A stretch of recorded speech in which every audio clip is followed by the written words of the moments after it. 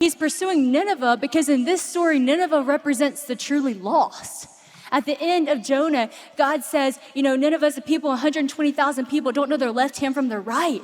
They're lost. God's heart breaks for the lost. He's crying out, Nineveh, Nineveh. Meanwhile, Jonah, come out of hiding because there is a Nineveh who's lost. And if you are a believer and you say you believe in me and you hear my voice and you fear me, then obey me, come out of hiding, be a part of my plan and actually go and save the lost.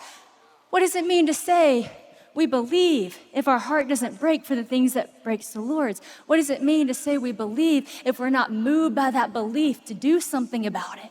If we're not moved by that belief to go to Nineveh, if we're not moved by that belief to pray for the pagan sailors, if we're not moved by it for it to be an action. I think about it like this: when we're young, everybody wants to be a superhero, right? You want to dress like a superhero, be a superhero. You watch all the superhero movies. You want to be that hero until you grow up and you realize that to be a superhero, you actually have to save the world from destruction. To be a superhero, you actually have to go into the darkest parts, into the middle of the fight. You have to save the people who are hurting. Use the power that's within you to save the people. And I think so many of us, we want to wear the cape, but you don't want to fly into the place that's actually needed. It's like Honey. Honey loves Moana, loves her, thinks she is her, dresses like Moana every single day of her life, calls herself a wayfinder, the whole 9 yards. She is Moana. But then recently, we go on this trip to these islands, and I'm thinking, this is amazing. This is gonna make her dreams come true. She is gonna be in heaven. She is gonna get to be Moana. And we get to this day, we're literally gonna go to this island, and I'm thinking all of her dreams are gonna come true because she's literally dressed like Moana. And as soon as we jump in the water, she starts screaming and crying.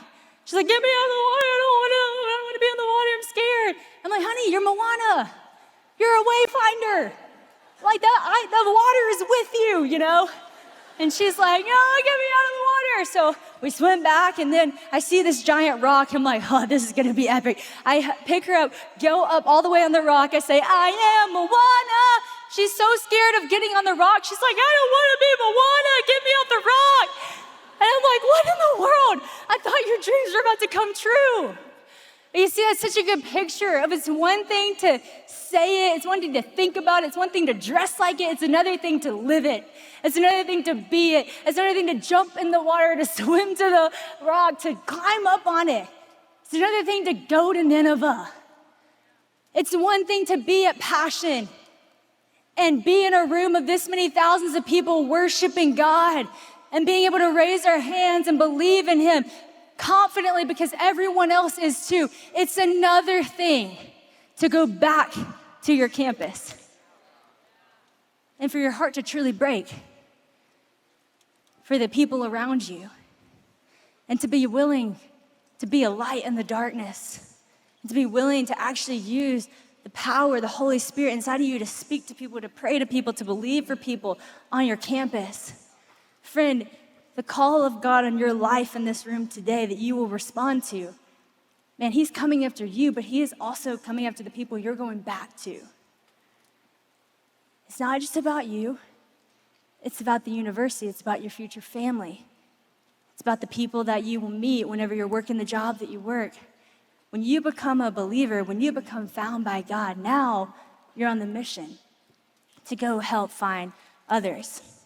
Carrying on, says, what should we do then?